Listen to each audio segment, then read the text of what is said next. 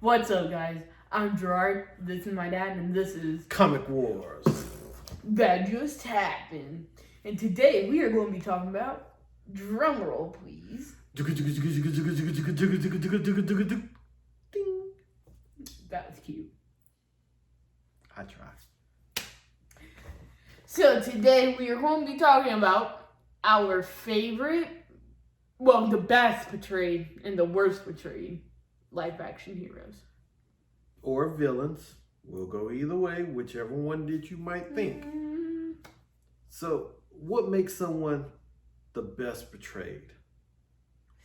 Director, age, mindset, personality, and the right body type, and their physical capabilities. I also will go with the correct portrayal of their superpowers, the correct superpowers themselves.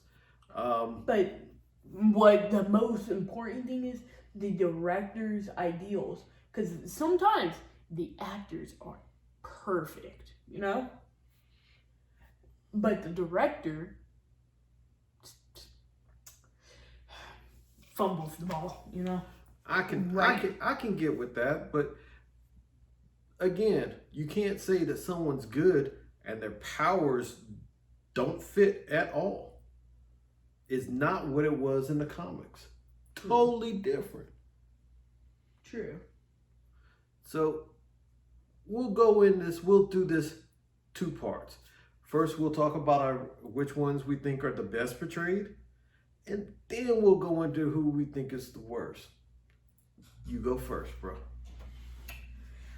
Now, a bunch of you guys are going to be upset, but Spider-Man.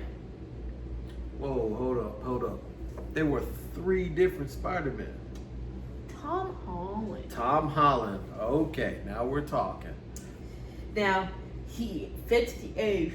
They nailed his personality, his powers, his geekiness, meaning Peter Parker's life, and the balance between both lives. Okay. Now, I love the way that they did his social circle. Now, that was perfect. Okay. I just love that. Yeah. So, you like Tom Holland? He's pretty much... Not only that, but he does some of his own stunts, too. That makes a... He is a gymnast. Okay. That makes a good mark. My cat vote, and I thought about this pretty hard and across all spectrums, and I would have to say I gotta go with Iron Man, Tony Stark. Robert Downey Jr. portrayed Iron Man. He became... You need a moment? No, I'm good. He portrayed Iron Man and Tony Stark to a T. At the end of the first movie, when he goes, "I'm Iron Man," and everybody went crazy, he was stating, "I, Robert Downey Jr., am Iron Man." That role would not have fit with anybody else being Iron Man but him. He pulled it off perfectly through all the movies, from Iron Man all the way through Endgame, which I would, my son asked me, George said, "Do I need a moment?" I'm gonna maintain, but that was hard, that was hard. But for my sake, let's bow our heads in a moment of silence. And we're back. So there you have it, and I think that both of ours are very, very good selections for who's best fit. Now the worst. I'll take this one first. Okay. Let it out. Remember your happy place. I will remember my happy place. Now the worst. My worst happens to come from a movie filled with the worst. I'm talking X-Men First Class. You hate all the X-Men. Pretty much. They all could have been done a whole lot better. the worst, absolute worst portrayal. And when I say that it's full of worst, the villain, Shinobi Shaw, way out of character for Shinobi Shaw. That sucked. Okay, you got Havoc. First, they're saying that Havoc is the older brother of Cyclops in the X-Men series, when he's the younger brother. And I don't know what's up with the hula hooping powers. How are you gonna hula hoop your powers? That isn't what Havoc did at all. He hula hooped. But the absolute worst was Darwin. When I heard that they were putting Darwin in that movie, I was like, okay, let's go. And the actor, Eddie Gethy, he's a great actor. And I love what they were portraying him as first. You know, they were showing off their powers. He stuck his head in the fish tank and he grew gills so that he could survive. Darwin's powers in the comics is called reactive evolution. Basically, his body, his powers do whatever it needs for him to survive. Wow.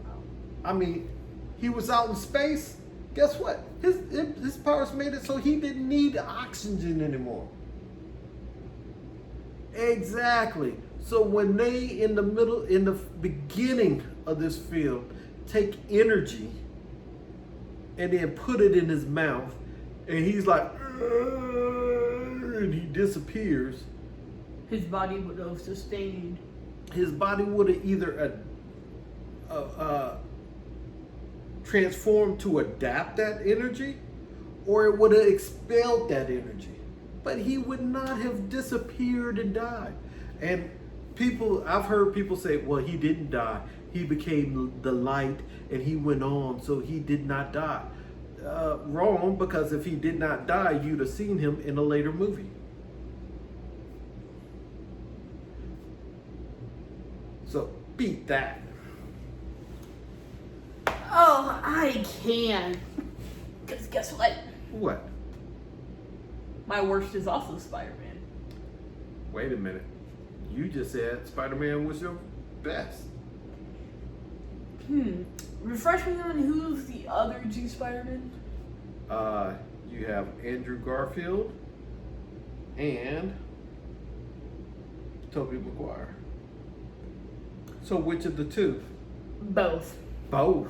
Okay. How are they both? Tobey Maguire. For one, they're both old. They're old. They were old. They were old. Okay. And frankly, only one of them fit the body type. Andrew.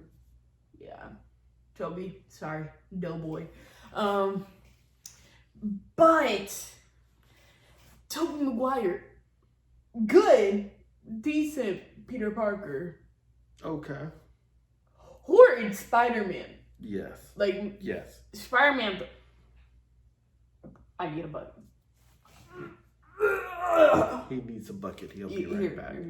I don't need a bucket. You got the bucket. Oh, God. So, Tobey Maguire was a horrible Spider-Man. But decent Peter Parker. Oh. Well, what about Andrew Garfield? Now, I love Andrew Garfield with all my heart. I love his Spider-Man. Okay. I love his Peter Parker with all my heart. But whenever it comes down to it, they did not portray him right.